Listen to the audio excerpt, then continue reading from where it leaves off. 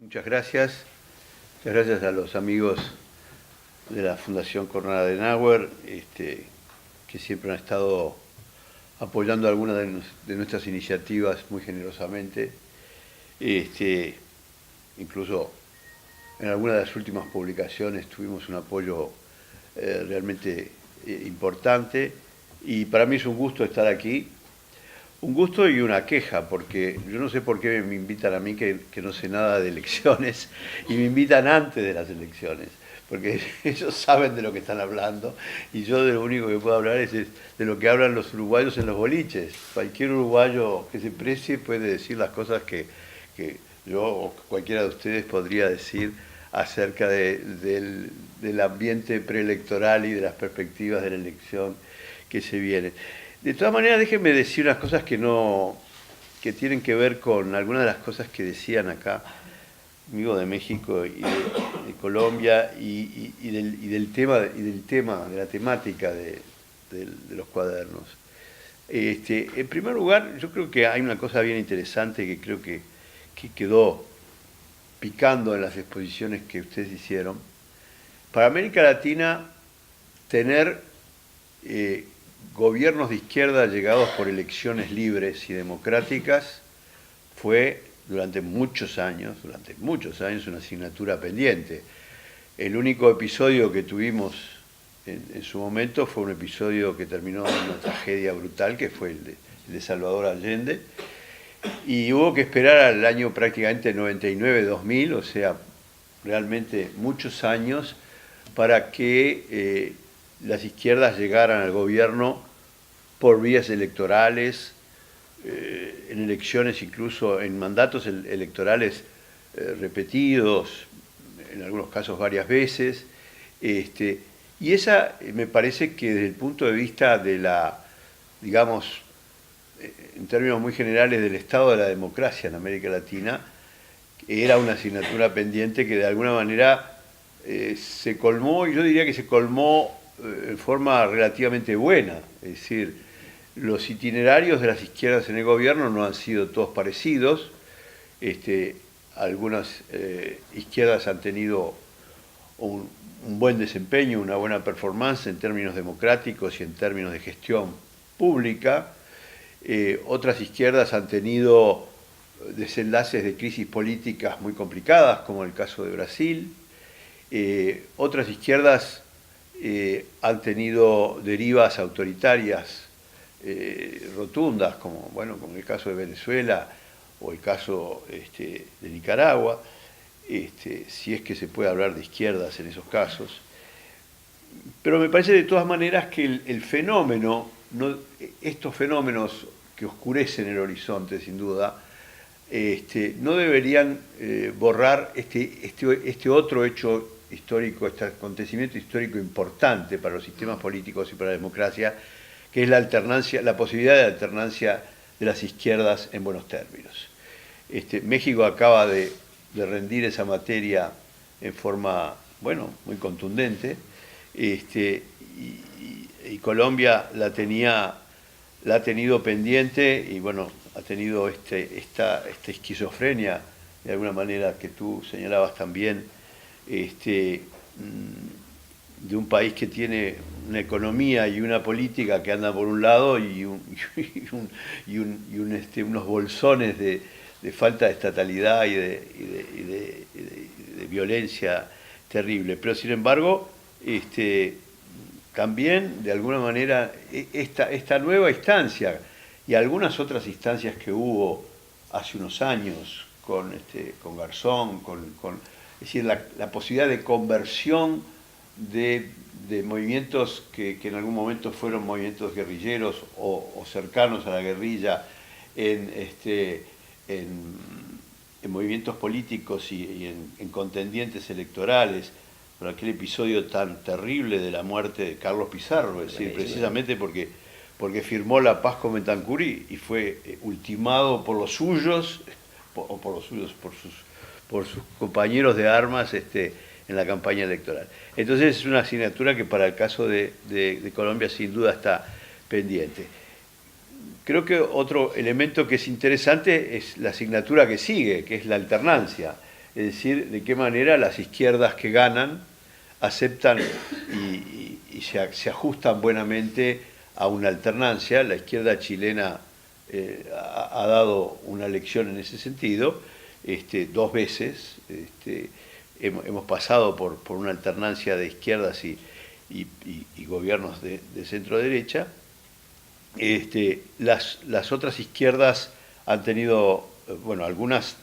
están muy aferradas a las sillas presidenciales y han tenido continuidad, y en algún caso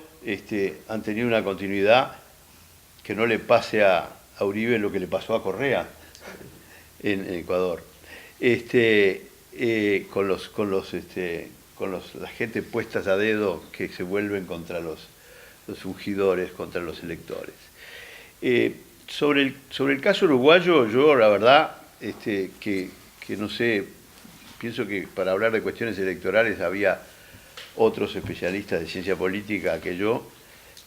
Yo quisiera decir simplemente dos o tres cositas que me parece bastante cantadas y que están en el ambiente uruguayo. Una primera que me parece importante,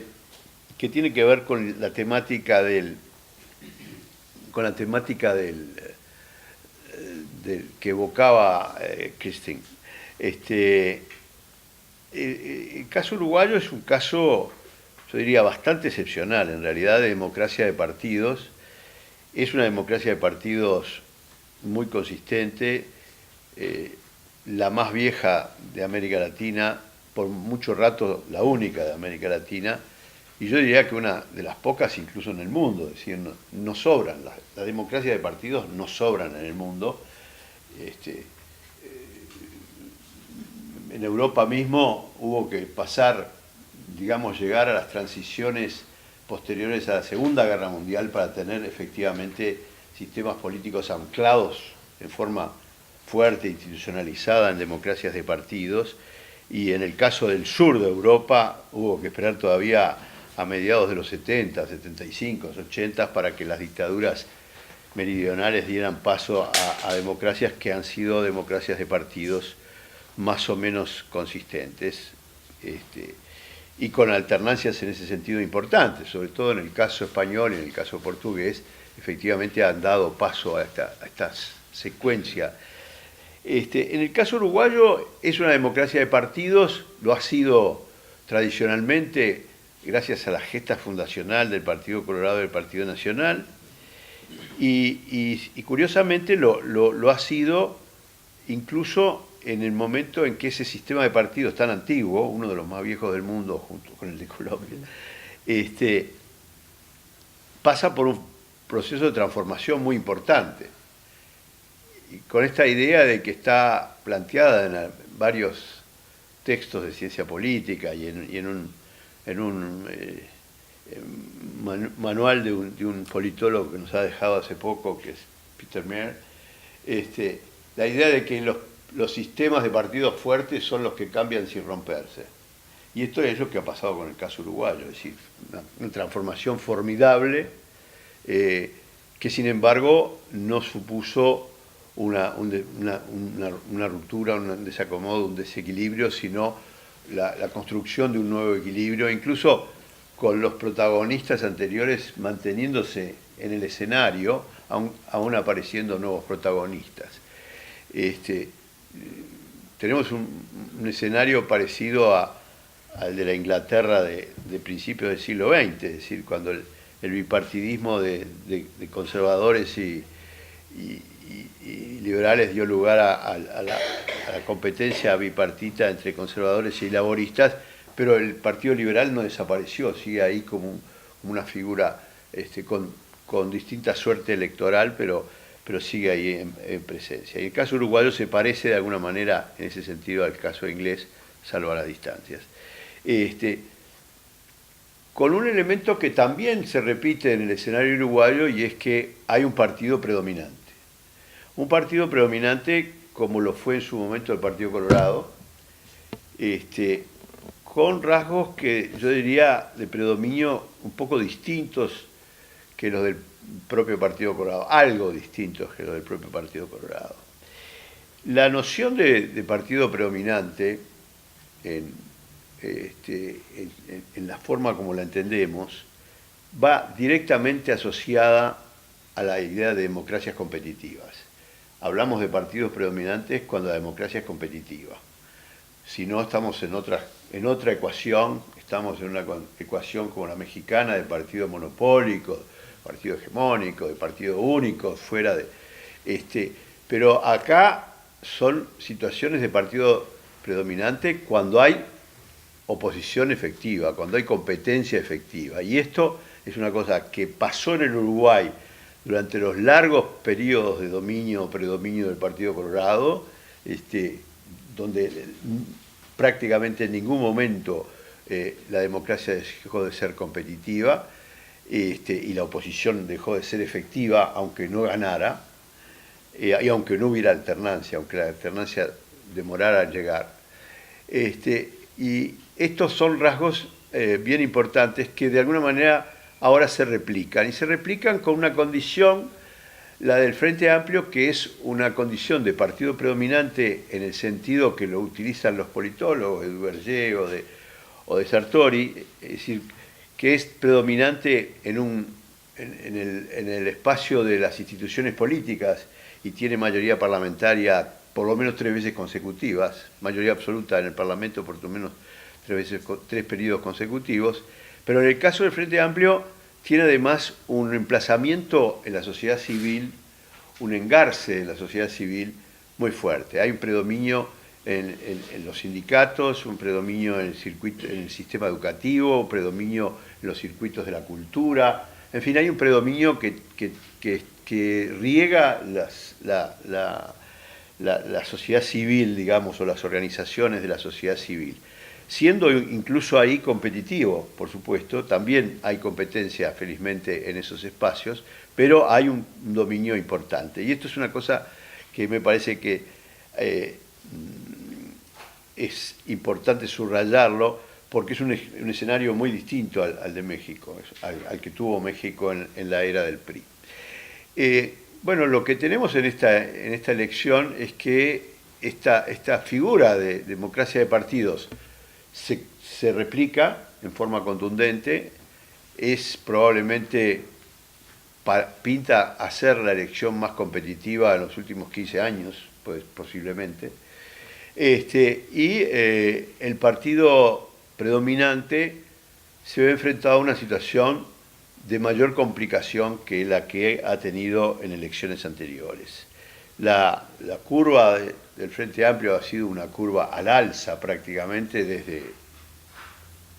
digamos, 84, 89 en adelante hasta el 2009, y en el 2009 empieza a registrarse una inflexión en la curva y el Frente Amplio pierde un par de puntos en el 2009, vuelve a perder un par de puntos, algo más incluso, en el 2014, y es muy probable que esta elección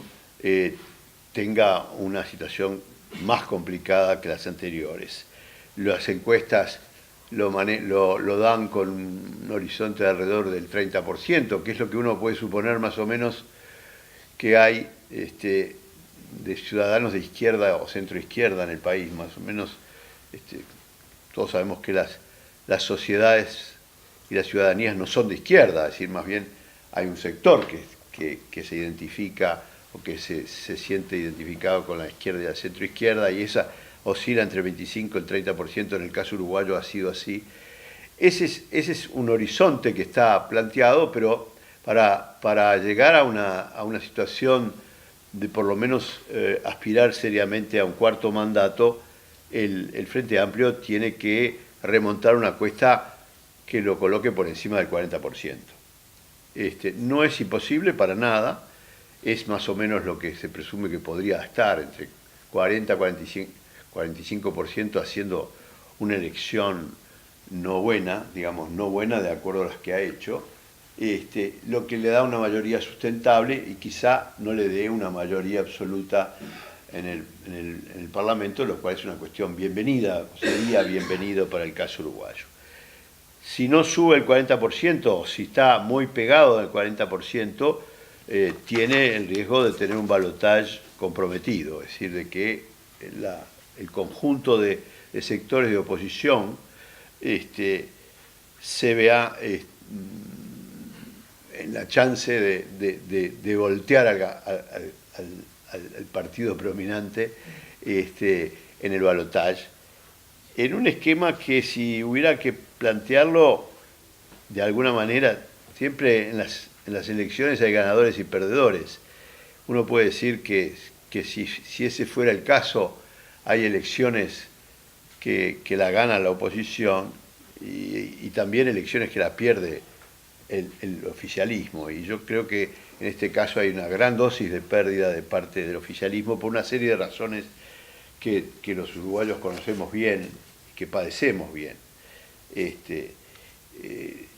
que no es necesario esta pregunta, el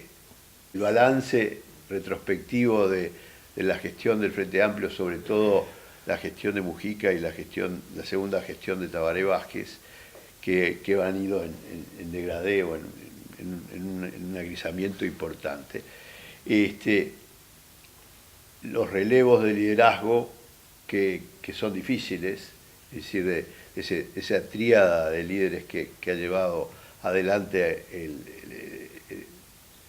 Frente Amplio en el gobierno, y la dificultad de armar una candidatura realmente contundente. Se me acabó el tiempo y no he llegado a hablar de la oposición porque tuve que pasar el aviso de las partes a que se refería este tema de estos cuadernos, y a los pies que me dieron los compañeros al hablar de América Latina. Eventualmente podemos hablar de las dificultades y las ventajas que pueda tener la oposición, en que no hay una pugna importante, competitiva, hay un despunte muy importante. Lo que no parece haber, y yo más bien les pediría la pregunta a ustedes y sobre todo a los más veteranos, si palpan un fenómeno similar al de la VD en 1958, digamos, a un corrimiento de desapego con respecto al Frente Amplio, que efectivamente lo llevara a perder la elección en una forma contundente. Y eso, por el momento, todavía no se ve, es decir, la oposición parece estar en un techo relativamente firme. Bueno, muchas gracias y lo dejo por acá.